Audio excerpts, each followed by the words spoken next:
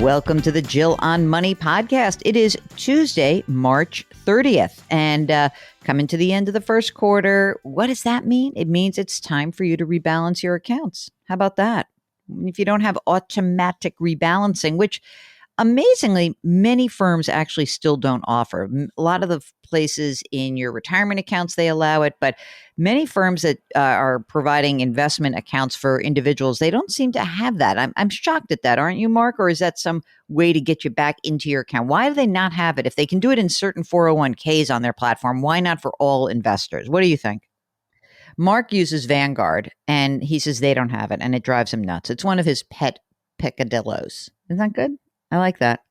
All right. If you would like to ask us any financial question or share your particular annoyance in the financial services universe, send us an email. Ask Jill at jillonmoney.com. Ask Jill at jillonmoney.com. And if you're on the website, jillonmoney.com, just hit the contact button and we will get your email right from there. So today we are lucky enough because we have someone with a financial question who's willing to come on the program with us. And if you want to join us, just let us know when you're asking your question. We have Tim from Texas on the line. Hello, Tim. Welcome to the program. What can we do for you, sir? Well, I've got a couple questions. One is primarily what to do with, we've got about $30,000 we're trying to figure out how to deploy. We've got some, I guess you'd say, some kind of bad debt hanging around, some auto loans. There's some student loans thinking about paying down, but those are on the 0% suspension or whatever you'd call it. Also have another student loan that's on track for public service loan forgiveness. Oh, that's good. Yes. It's a really high balance and it's on an income-based repayment plan. So I was kind of using those income-based payments as like a Roth versus traditional tiebreaker, I guess. So I've been going all traditional the past year or so, with kind of that added bonus, I guess you would say, of having the income-based repayment each month being lowered by 10%. So let's just go back for 1 second. You're married because you said a we, or you're partnered or something. So you've got a spouse of some sort. How old are you guys? I'm 36 and she's 37. Okay. And how much do you earn together? I earn 120 and she earns 121. Oh, nice for her. She squeaked out the winner there, huh? Correct. Just beat you. Good. Let's talk a little bit about what you're doing in terms of retirement planning. How are you using that $240,000 a year of income towards retirement? Okay, so for the last, I guess 8 or 9 months or so, I'm on track to max it out for the coming year. So 19,500. We just started a new job about a month ago, and it's a new company, and they'll have 401k available in like July or August. She's not currently saving anything, but she will be, in a few months here, planning to max it out as well. Children? Yes, 6 and 4.5. Tell me about this bad debt. How much money do you have outstanding on the auto loan? So there's one that's about like $4,000 at, I want to say like 1.8% or something. And then there's $40,000 that's at like 2.75%. The student loan, so the public loan forgiveness loan, that's how much that's outstanding? So it's a lot. It's like $220,000 or something. Yeah. Dude, what did you do? Like get a medical degree and not use it? Like how'd you accumulate all that debt? So it was a dual degree program, law degree and a master's degree. Oh, I'm sure that came in really handy, that extra master's. Are you kidding me? Come on. Yeah. Do you regret it? Tell me the truth right now. I think if I could have gone back, I would have thought about it a little bit more carefully from a financial perspective. Oh, you're so careful with your words also. Very good. I'm not like that. I'd be like, no way, I would never do that. Okay.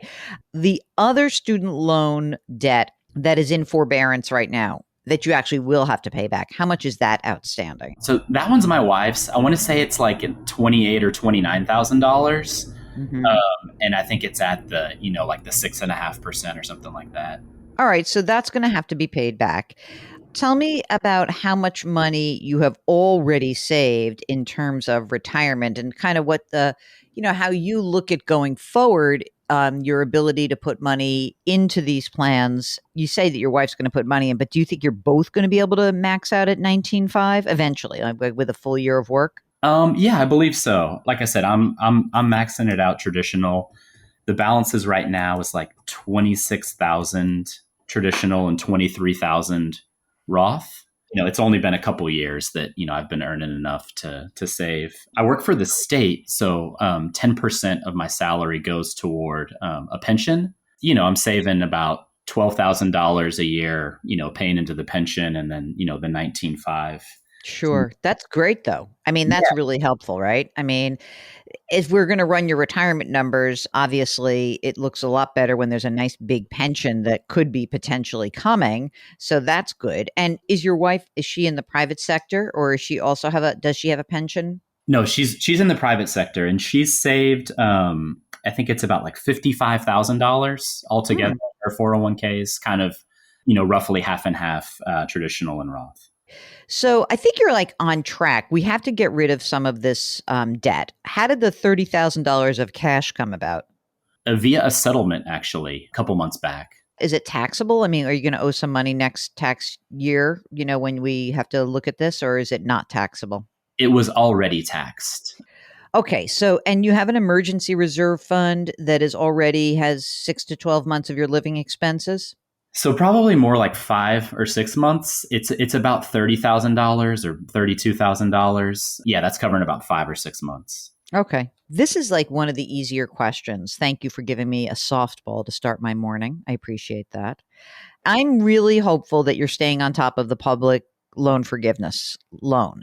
Before we went on the air, I said, it's much more likely that this will actually turn into something that is forgiven under this administration. I had to say I was very nervous under the Betsy DeVos administration that those folks who had the public school loan forgiveness program, that they might get dinged. I was pretty scary. So, but you got to stay on top of that.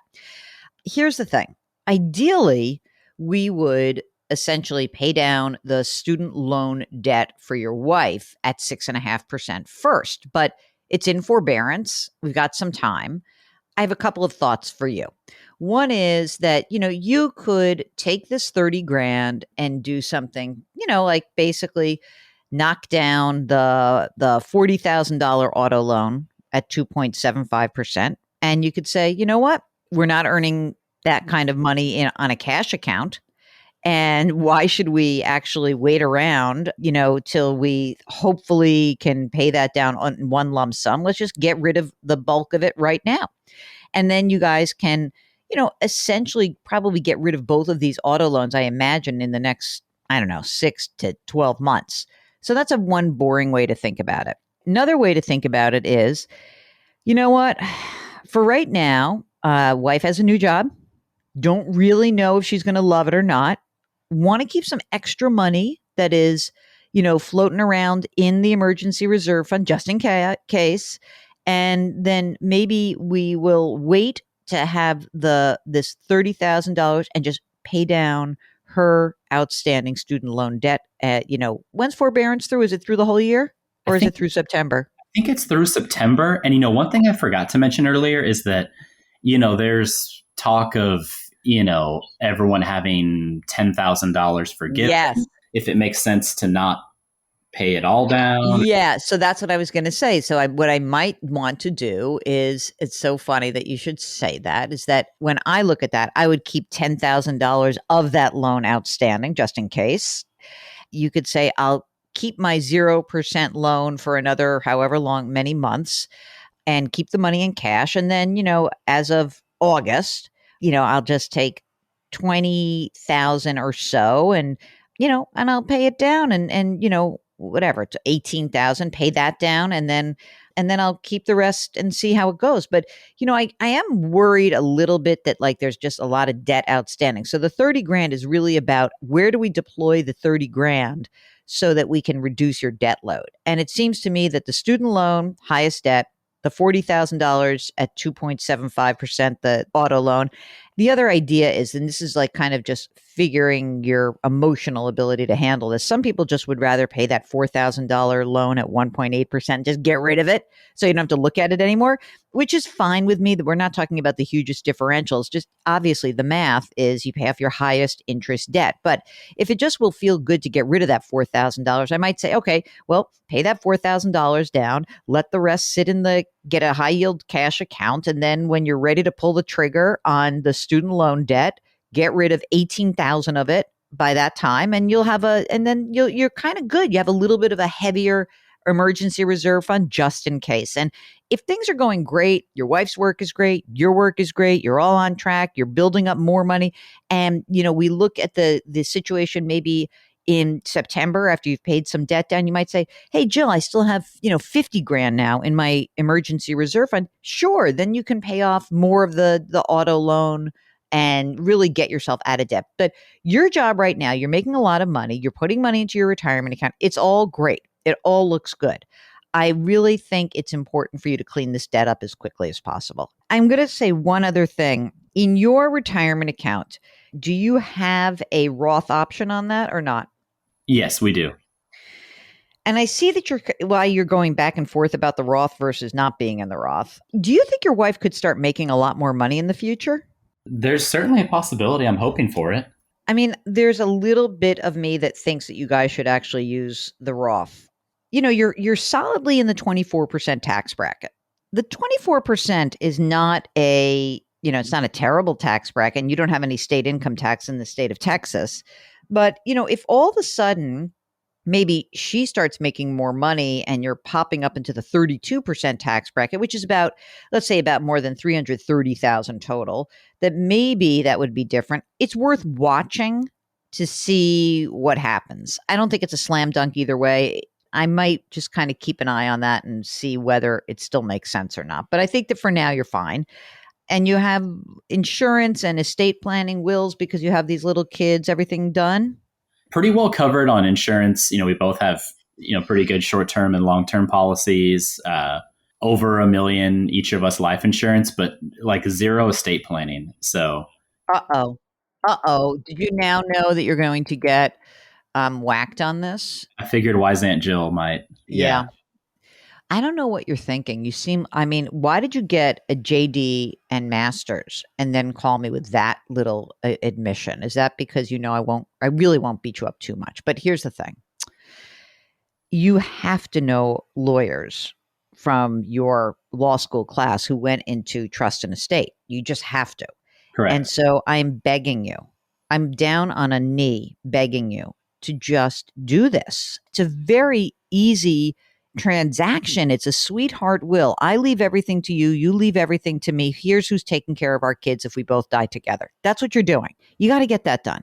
It's simply irresponsible. And I'm going to now appeal to the guilt inducing part of my personality. So do you think that you and I can make a bit of a pinky swear that you will get that done? Let's see, by the end of the next quarter. I'll give you 3 months to start the conversation, go through the process, and notarize and get everything signed up. Can you do that in the next 90 days? You have my word. Really? Yes. Will you send us a little snapshot of the signing party? Yeah, absolutely. All right, I want proof. And Mark, you timestamp this. Let's go. We're giving Tim and his wife 90 days to get this done. Okay, July 1st is your deadline. All right, so it'll be the summer. You want to get this off your plate before the summer begins. You will have Independence Day celebrations, and you say, I have independence from this annoying task that Aunt Jill put on me. How's that? Deal. All right, man. Hey, thank you so much for contacting us. I think you guys are in good shape. Let's clean up that debt and let's get you on track. And then you'll be ready to rock and roll. So I feel good about it. So thanks so much for hanging with us today. And don't forget to send us a picture of the signing party, okay? Will do. Thank y'all. All right. If you, like Tim and his spouse, would like some help with just organizing your financial life or maybe just setting some priorities, send us an email. Our email address is askjill@jillonmoney.com. Askjill@jillonmoney.com. And maybe you're on the website. While you're there, sign up for our free weekly newsletter. If you're listening to this podcast online, then go ahead and subscribe to the podcast, send it along, send us nice ratings and reviews. Just, do everything you can to help us expand the people who need financial help.